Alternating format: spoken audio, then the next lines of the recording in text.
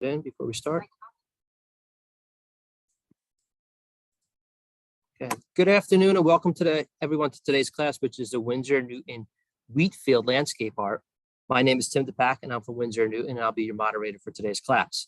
I'm also being joined by Nicki Traikos from Life Eye Design, who will be your artist instructor for today's class.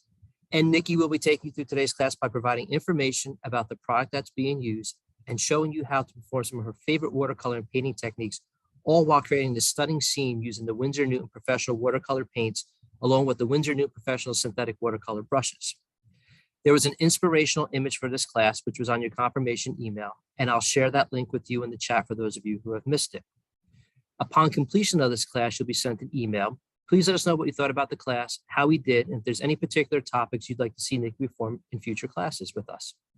This class is being recorded and the replay will be available 24 to 48 hours on michaels.com and the Michaels YouTube channel.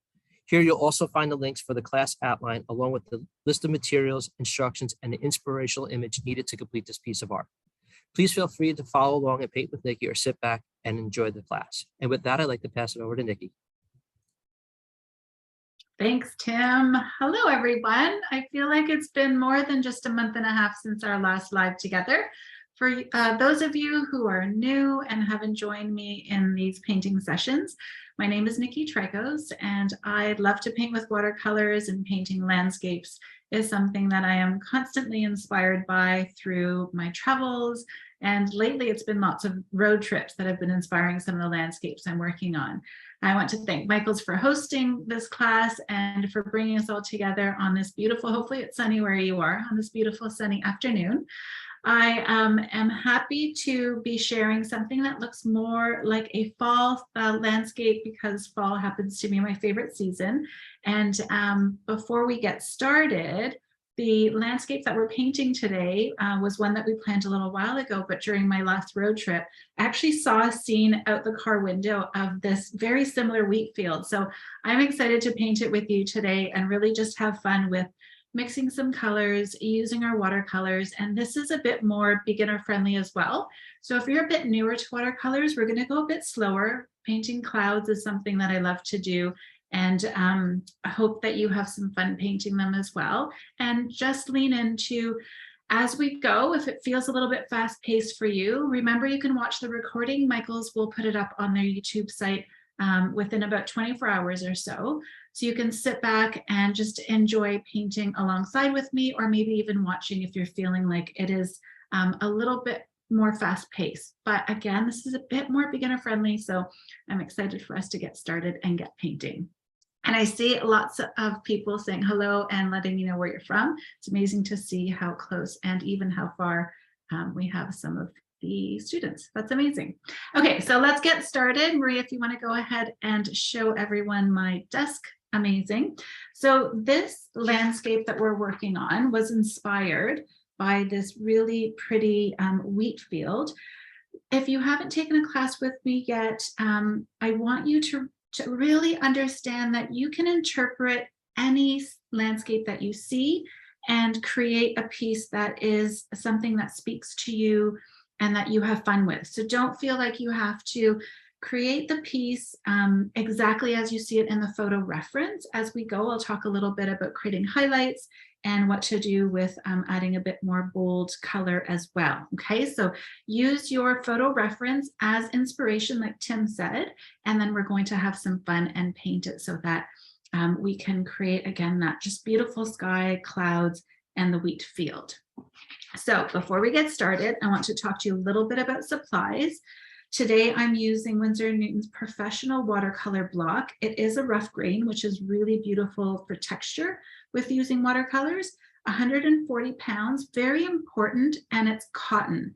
So if you aren't painting on 100% cotton paper, that's at least 140 pounds, I recommend you do. It will make a big difference in your finished piece with creating some beautiful bold color, as well as you won't get the warping because we use a lot of water when we paint landscapes. You will find that you may have warping if you use paper that isn't cotton or isn't a heavy weight. Okay, so the paints that I'm using today as well are from the Winsor Newton Professional line.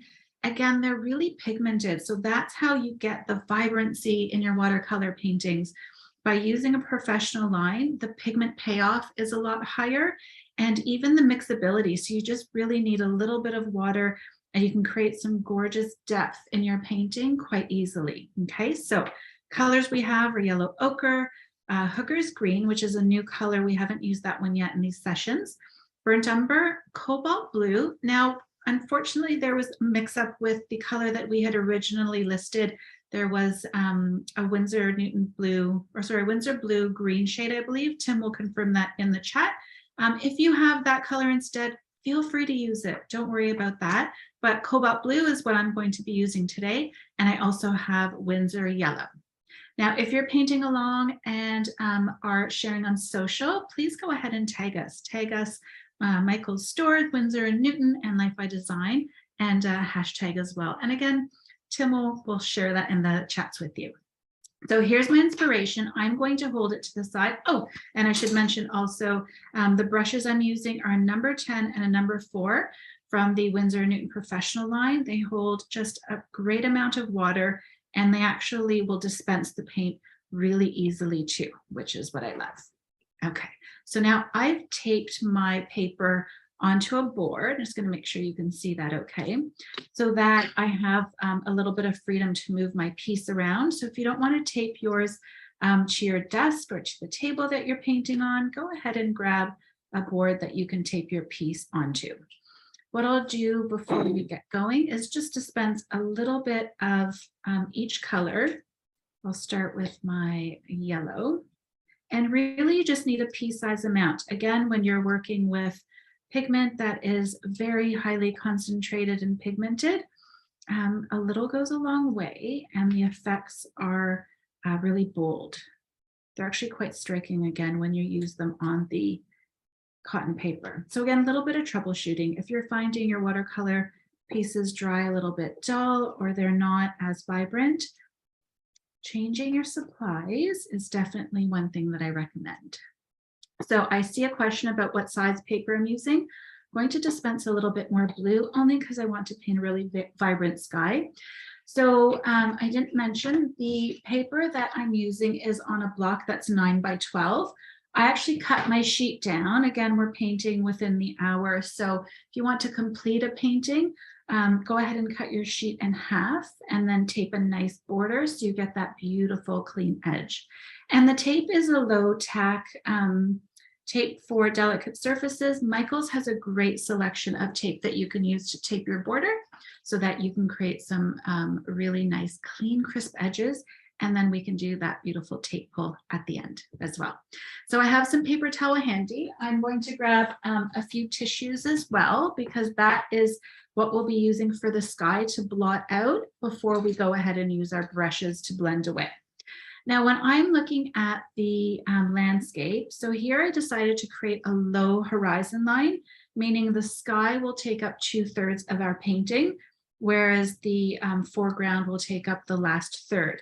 Again, that is personal preference for me. It's something that you can decide if you want to maybe cut it in half or even create more of a foreground. But today we are going to use our tape and tape a really low horizon line. Actually have a bit of a fold there. So instead of pencil today, we are just going to go straight to using our brush. So again, maybe I'll pull it up a tiny bit more. So by creating a really nice, clean taped edge on for our horizon line, we know we'll get that beautiful, strong definition between the sky and our tree line, which is great. Okay, so using your number 10, nice, big, fluffy brush, I'm going to go ahead and activate it in the water and make sure you can see my blue. I'm going to turn this around and just wake up the blue a little bit. So I'm adding some water, making my puddle really nice and transparent, but still have a good amount of blue in the mix. You can see the bottom of my palette there.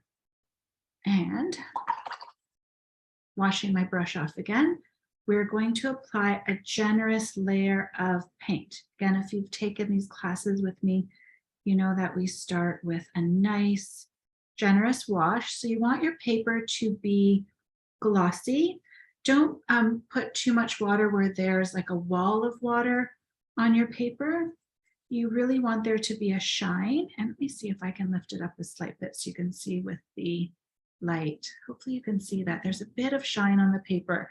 The more water you start with, the more you can control what your beautiful fluffy clouds will look like in the sky.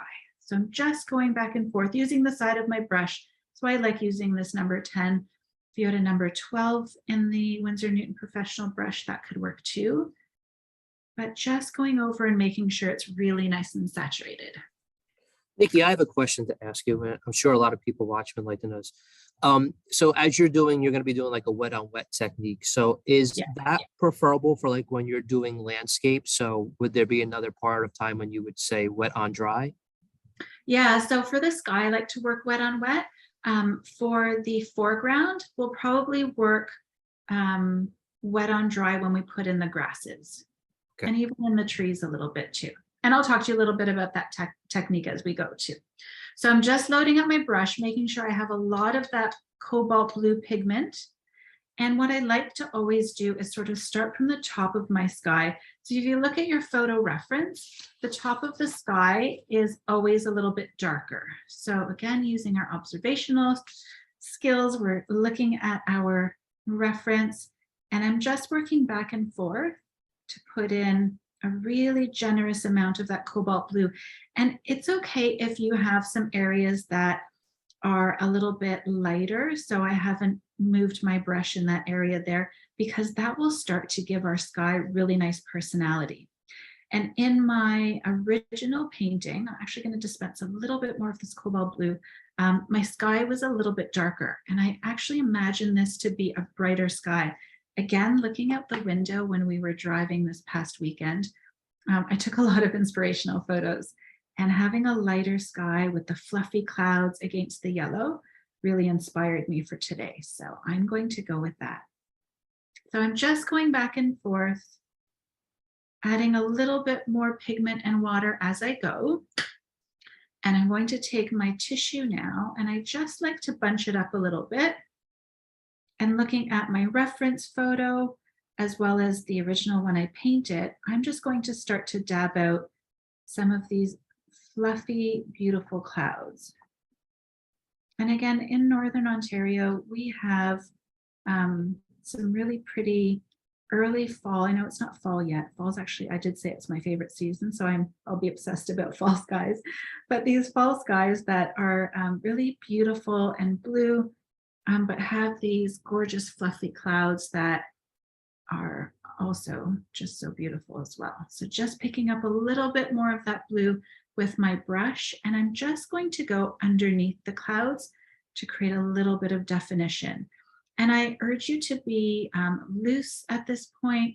Try not to control where your water is flowing and where the pigment is moving to, because the more loose you can be with this wet on wet, just dropping in underneath the clouds here, the more authentic your cloud line will look and feel as well. Okay, how's everyone doing? Maybe give me a thumbs up in the chat if you're able to follow along quite easily and can work on that sky. So again, I'm just adding a little bit more of that cobalt blue to the corners, because when we pull that tape, I want there to be a really nice, dark, crisp line. I'm just dabbing wet on wet. And again, your sky won't look identical to mine. I don't think you could ever replicate identically a sky when you work this way, but I want you to really lean into just letting your clouds come to life and pulling out those highlights so your paper shows through. You're getting a lot of thumbs up and great jobs on that. Awesome. That makes me happy. I can tell you when you started dropping on the blue paint on there, I got a big smile on my face. It just made me happy, because then I was like, now I see those clouds. It's awesome. So good. So good. Okay. And again, at this point, you can have one more look at your sky. And if you're feeling like you want to add, again, just another layer of value, wet on wet. So if you start with enough water on your page, you'll still be able to work wet on wet at this point, because your paper will still be really nice and wet on the surface. as it begins to dry down a bit. So again, really important to work on 100% cotton and making sure that the pound is at least 140%. Okay, I'm quite pleased. I think I'm going to stop there. I don't want to fiddle with it too much. I really like the amount of clouds, and I think there's really nice value range as well. So at this point, instead of mixing the green for our tree line, I'm going to wake up the yellow. Maybe I'll even switch brushes too for this part. So go ahead, and by wake up, I just like to add a bit of water and encourage the paint to flow and get that yellow moving really nicely. So instead of going straight in with the Hooker's green, we're going to do a little color mixing, which we haven't done, I don't think, very much of yet. And I'm just going to slowly start to put in some of that yellow, because when you mix yellow with blue, you get, anyone want to take a guess? Everyone should know this. What color do you get? Maybe put it in the chat.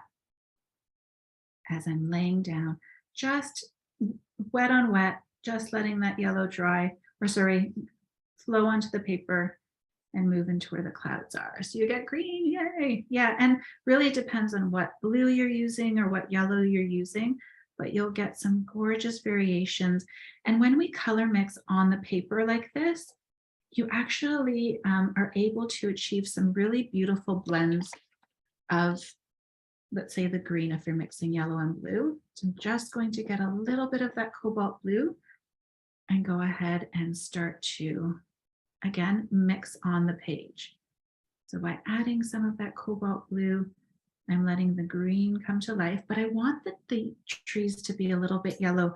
Again, as I was noticing, some of the trees here are already starting to change color, which is exciting. And the trees that already started changing color, you could see just the tops were a little bit highlighted with the yellow, and against the sky, I feel like it looks beautiful.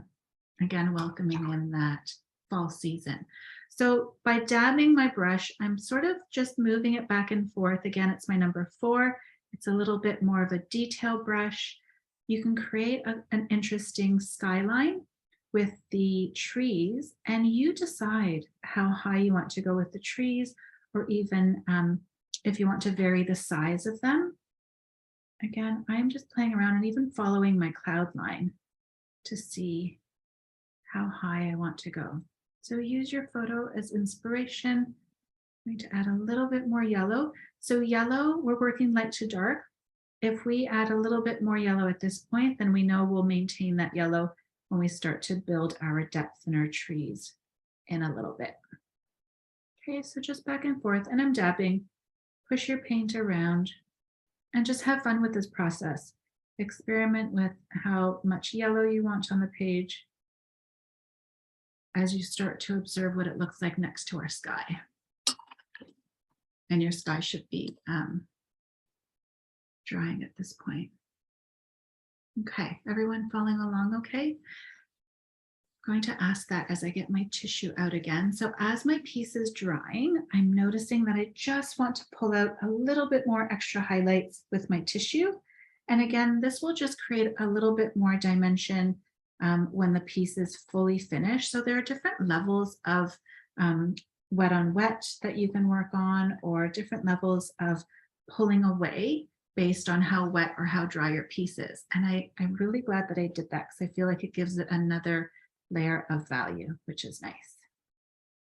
And then again, even at this point, if you wanted to bring in a bit more blue and just underneath where areas are wet,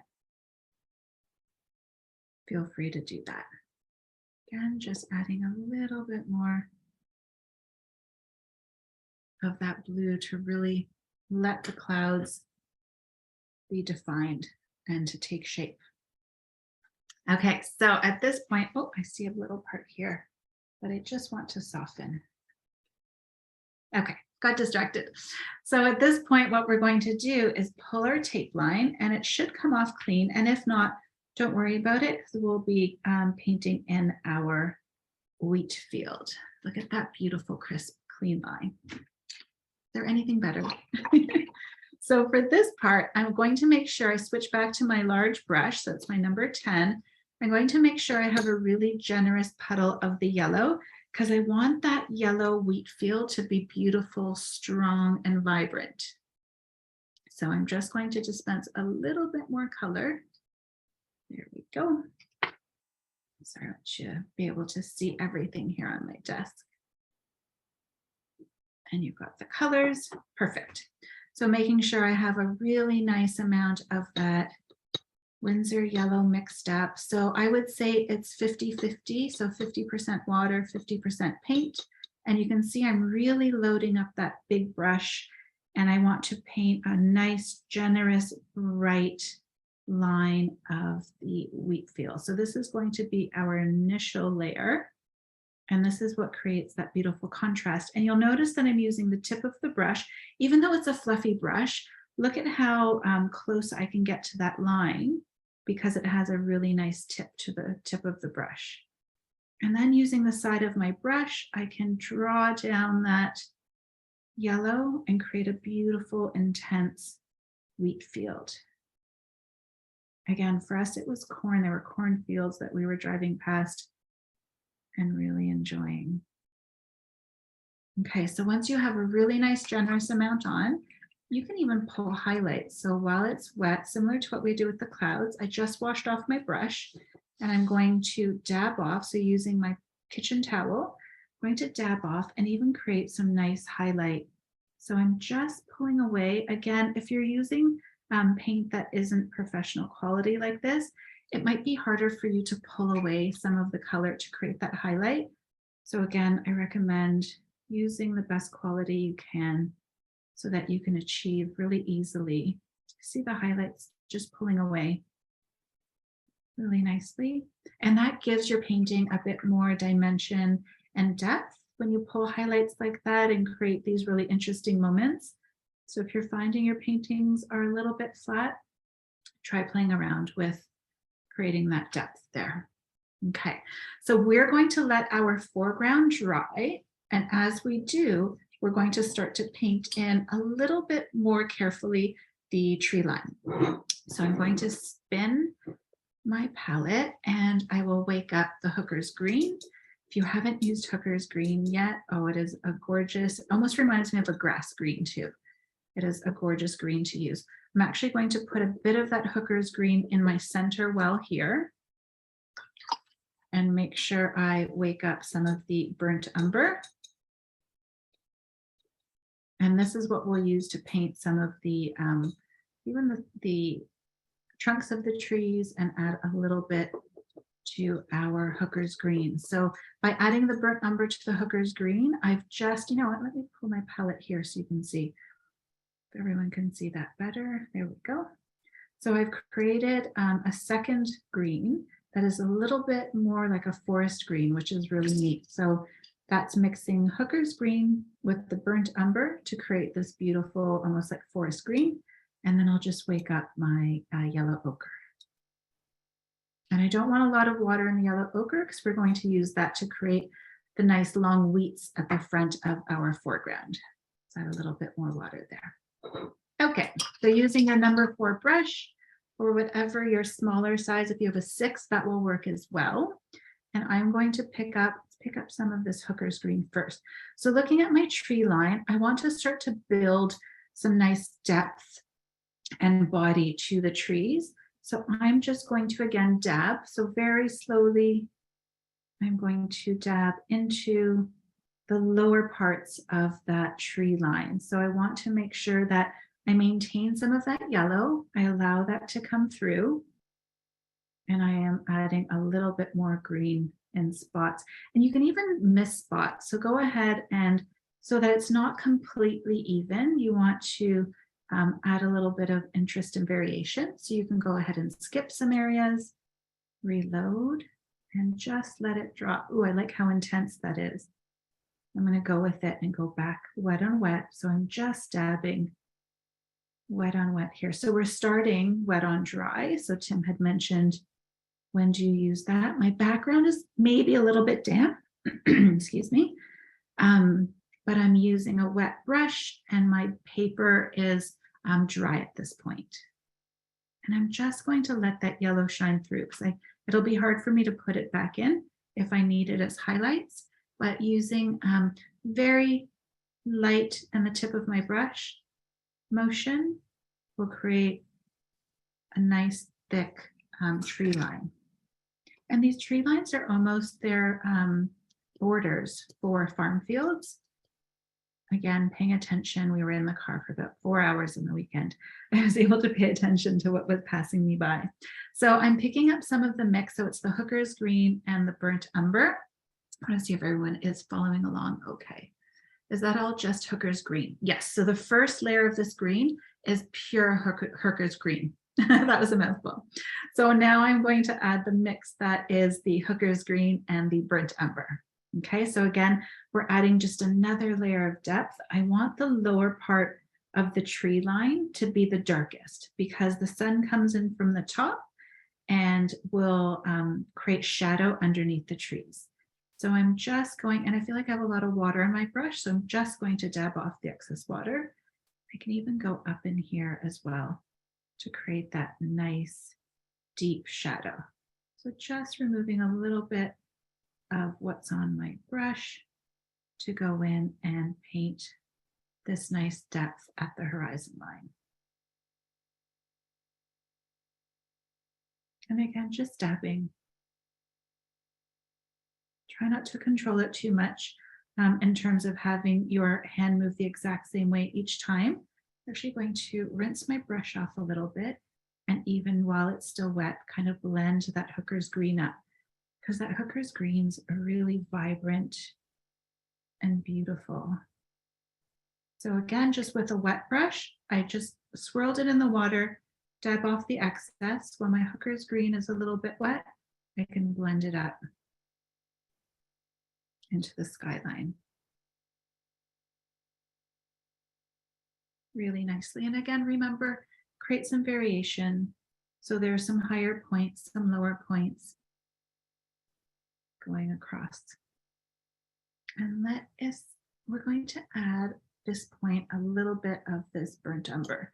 So you can see by my palette, I have more paint to water ratio in the mix here using my number 4 brush. I'm even dabbing off a little bit of that paint, just scraping down on the side, tapping off a little bit too, because I don't want it to be too intense.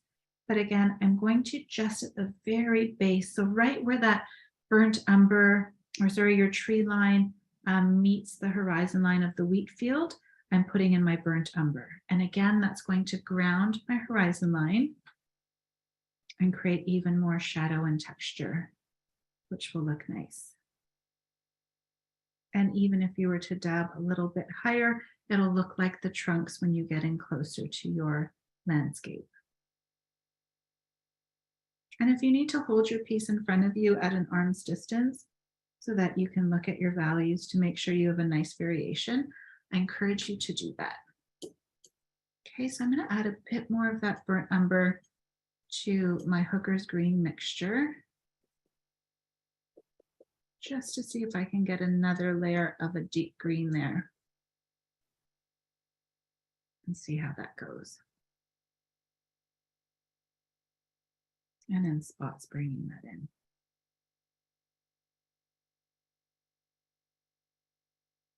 Okay. Perfect. So now I'll go back to that Hooker's Green. Feel like I need a little bit more of green in areas, and just again dabbing wet. So my paper is still damp. It's not as wet as the sky was, let's say, when we first started, but there are areas that I can see where my brush strokes are still a little bit wet, and I'm just going in to again create some really nice depth into the tree line here. Okay, so it's building in stages and it's coming together slowly, and then you can determine just again how much more definition you want in the tree line as I blend a little bit here. So I'm even taking away. So similarly to what we did in the sky with the clouds, if I want to pull a highlight while they're still wet, I can go ahead using a clean brush. I'll pull away a little bit and then just remove the excess on the paper towel.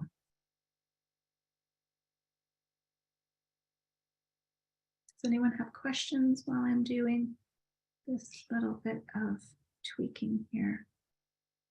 Let me know and I can have a look, or Tim can even read them out. Yeah, some people just, can you hold when you're up, bring the paper up a little bit so you can see that tree line that you have there? Yeah, you know what? Let me even see if I can pull in a little bit tighter. You can, if you want, you can probably take off the tubes of paint if you want to. So yeah. There we go. Okay, let me get nice and close. So you can see the yellow peeking through and behind. It creates a bit of a glow. And then just a little bit of darkness at the bottom there.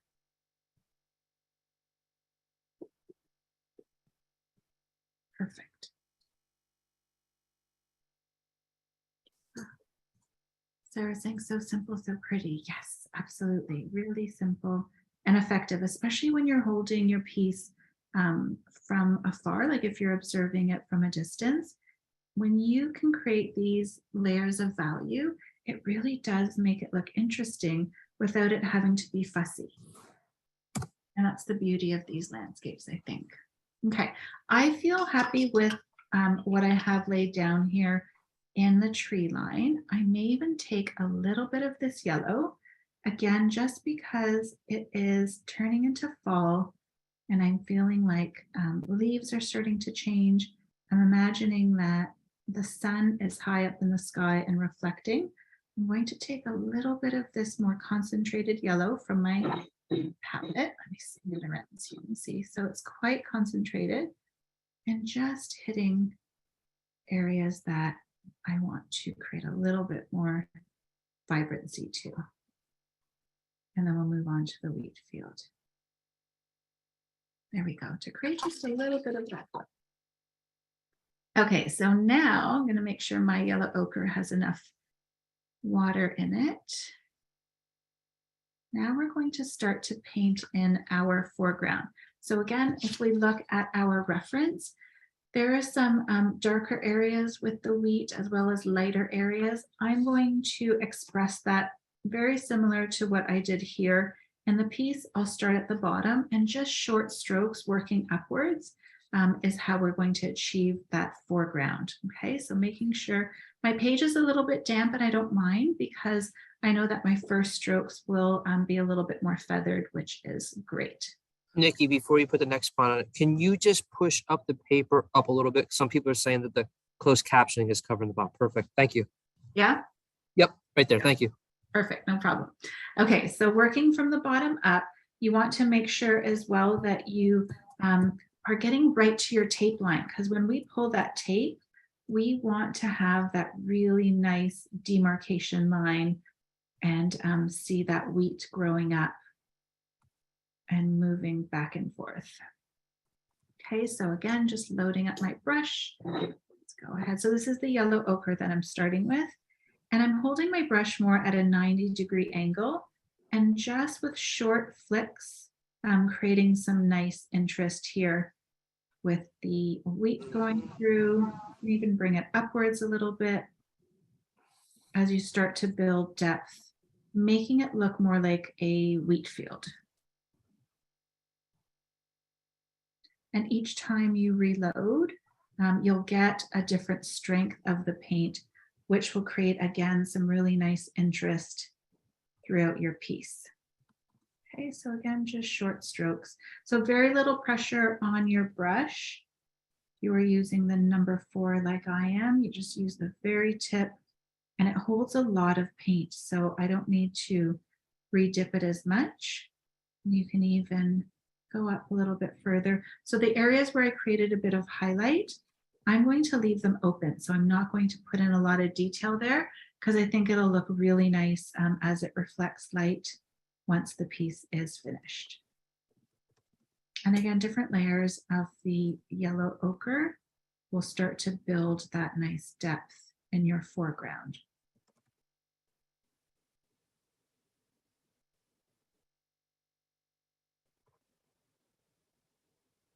And as you're painting alongside me, look at your piece and decide where you want maybe a little bit more interest, and even vary your strokes. So I'll create some shorter strokes throughout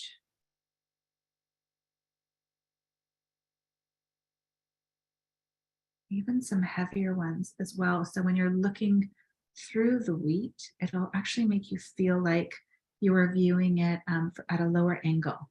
So it'll take the viewer into your painting so that they connect a little bit more with your piece. Okay, so that's yellow ochre. So I'm going to wash my brush off only so I get it really nice and wet. And I'm just going to mix it into the burnt umber. You know what we'll even do? Let's have some fun with some more color mixing. Since I have an open well here, I'm going to mix some of that burnt umber,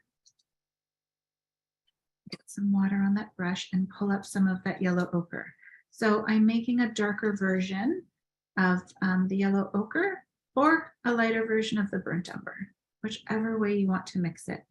So I'm taking that nice mix and I'm just going to go in and create again another level. So very similar to what we did with the tree line, we want to create another level of depth using the darker tone, and try to vary your brush strokes too, so that it starts to draw you in. So look at how nice and lush this part is starting to look as you're building in those strokes. And this is the meditative part about watercolors that I love so much. You can decide how much detail and depth you want to create, and really just enjoy the process of working on these beautiful little strokes in your piece. So you can see how the foreground is really starting to pop now. Everything's starting to balance a little bit. And we still have the beautiful highlight across the field. So again, I'm imagining the sun's coming in and hitting the top of the field, which will then wash out sort of all of this definition that you would get in the foreground, because it is so bright and sunny there, which I think is lovely. And again, you can see I haven't had to reload my brush at all. I have quite a bit of water and paint mix on the brush, with it being this really high quality synthetic watercolor brush. Oh, it's starting to come together. So as I'm looking at the piece now, I feel like I want to add another layer of depth just at the tree line there, just again to ground the bottom a little bit. So what I'll do is I'll pick up some of this burnt umber, bring it back to my center well. Go ahead and move this over a slight bit. So this is where I mix the hooker's green and the burnt umber. I'm going to mix a little bit more hooker's green, and I'm even going to pull in a bit of that cobalt blue. So what I'm essentially doing is I'm starting to mix a black, but it'll be like a dark, dark green versus a black. So that was, for those of you who may ask again, burnt umber mixed with hooker green in my center well, and just pulling a little bit of that cobalt blue to get even a darker level of this green, which is really nice. And I'm just going to go to the bottom, not everywhere, but just slightly at the bottom of the tree line here on some of the trees where I feel like I just want to add another layer of depth here. You know what, let me hold it up. I'm gonna try it, hold it up while I'm painting so you can see. I'll load up my brush, so using my number 4, and I'm just going to dab and create again a little bit more depth to make it look like there are some trees that are in the shadows. Yeah, I'm glad I did that. So again, just a little bit going over it. And as your piece is coming along like this, you can take a moment to have a look to see where you want to add a little bit more depth or darker value to. Okay.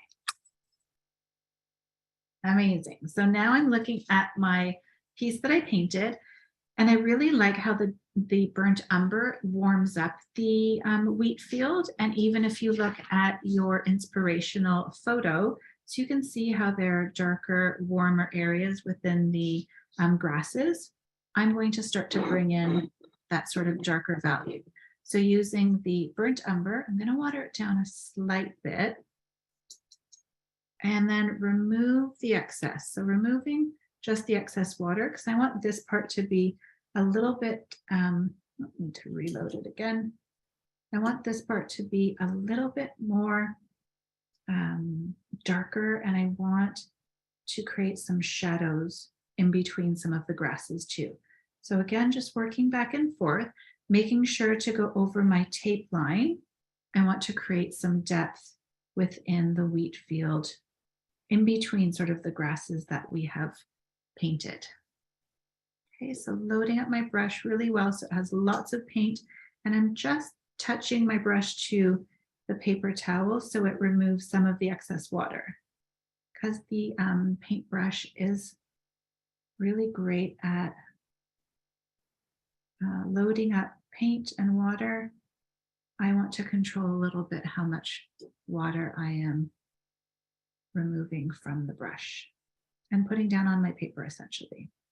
So again, just little pockets where at the foreground I can create a bit more interest, and then it is really nice and bright on the wheat field until we get to the dark tree line, which is really cool. So someone's asking about this color. This is burnt umber, straight out of the tube. So I haven't mixed it at all.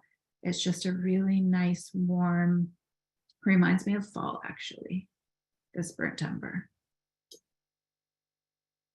And then just pulling it up. How are we for time? Oh, this is awesome. We've got lots of time. I'm hoping this pace is good for most of you, all of you, able to paint along with me. There we go. So again, randomly, I'm sort of using short strokes as I go and creating some really nice dark moments in between. So while I have a little bit of that color left still, I may even go a bit higher in some parts on the wheat field.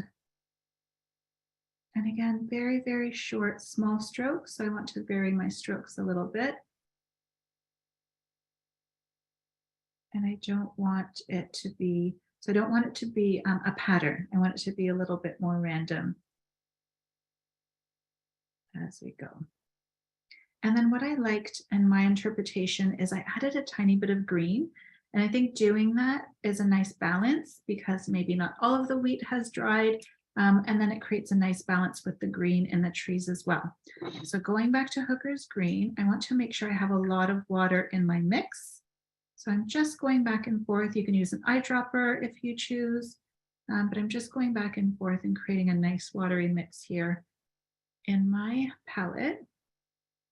And then even going in and creating just again a little, just a hint of that green, because when it dries, it will sit in the background a little bit more, but it'll start to bring a bit of harmony to your finished piece, which is great. So again, making sure you work right to your tape line and short, tiny strokes just throughout. So again, let me hold it up so you can see. So it's very simple, but again, when you're looking at it from afar, you can see that there's just that hint of green, which adds another level of interest too. Okay, how are we looking? So at this point, you can determine again how much more color or depth you want to add to your piece, but I'm actually feeling like it looks pretty good to me. Like I don't know how much more I would add to it other than maybe just a tiny bit more of the yellow ochre. And since we have time and I can even answer questions after, I'll go ahead and bring some of that yellow ochre. Just adding a bit of that yellow ochre mixed with a tiny bit of the burnt umber, I think, to create some, maybe we'll do some smaller, thicker strokes again to create some really nice depth. So just tiny, tiny dots. Let me even hold it up. So just some tiny, tiny dots. And then when you pull it away, it again offers just another bit of added interest. We'll even go down here a slight bit. And then again, it takes you through, it's almost looking through the wheat field. So use your photo references as a guideline, but then you decide how you want to interpret them.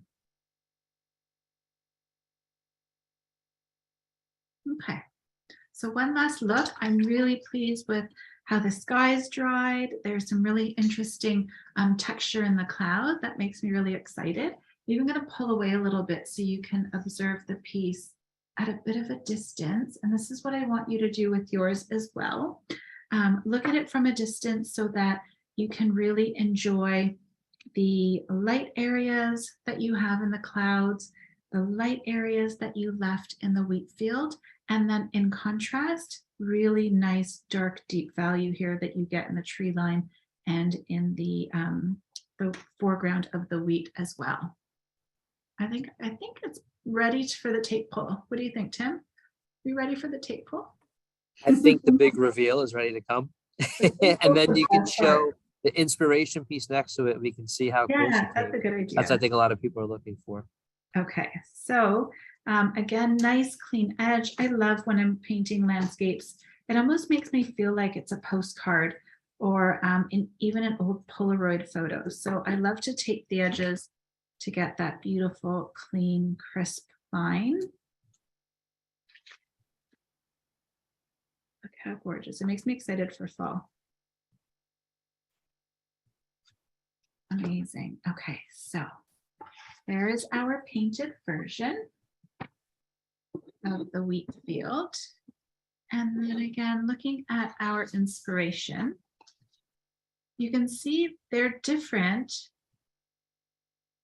but again, bringing the things that interest me and got me excited the most, which were the clouds and the sky next to that really nice green tree and interest with especially the foreground here of the wheat field. So don't feel that you have to interpret it exactly as you see it.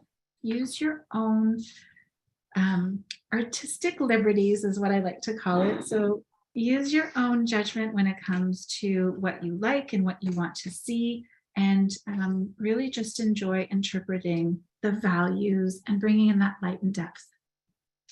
Losing my voice here. There we go. We have time for questions. I'm so happy. I feel like we're able to paint a really complete, beautiful landscape, and hopefully it was a little bit more beginner friendly, which was the goal for today. I just want to let everybody know, so that's the end of the class for there. So if you want to save anything in the chat, please go into the chat box. You see the 3 little dots on the side that say more. Click on that and you get save chat. So that'll get anybody that had questions that they had answered in the chat box. You can save them because those are not available on the YouTube replay when you go back on this. So everybody knows about that. Actually, I see a question here. If your paper dried too quickly when you were putting in the yellow for the trees, do you still put the yellow and continue with other colors? Yes. So you can use the yellow that we added for the trees as your wet wash on the paper.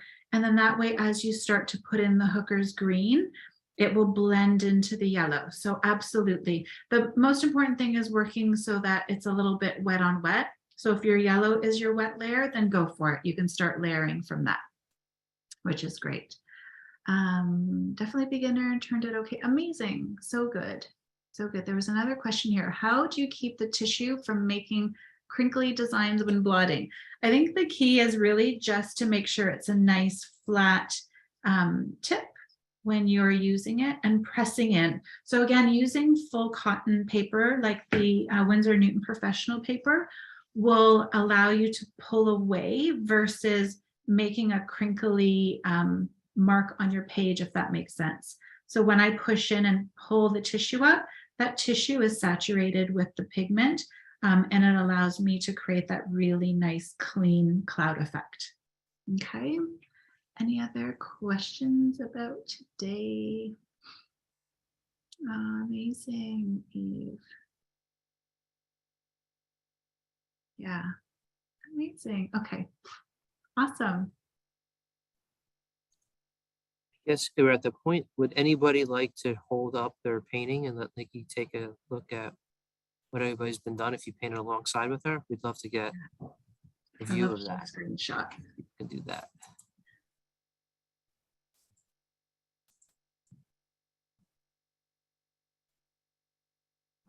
Maybe we can do gallery view. Let's see. Oh, I got it. Oh, I'm going to take a screenshot. Okay, everyone hold up your piece. I am going to grab a photo. Oh, look at all the landscapes. Yeah, so excited. Amazing. Oh, that's so good. Wonderful job, everyone. Wonderful. So thank you everyone for joining me today in painting. Thank you to Michaels for hosting these amazing painting sessions and bringing us together online and in the middle of the day to paint. And thank you to Winsor Newton for the beautiful supplies that I get to use to create these gorgeous landscapes for everyone here. So until we get together again next time, thank you, and we will see you very soon. Have a Thank you, good everyone.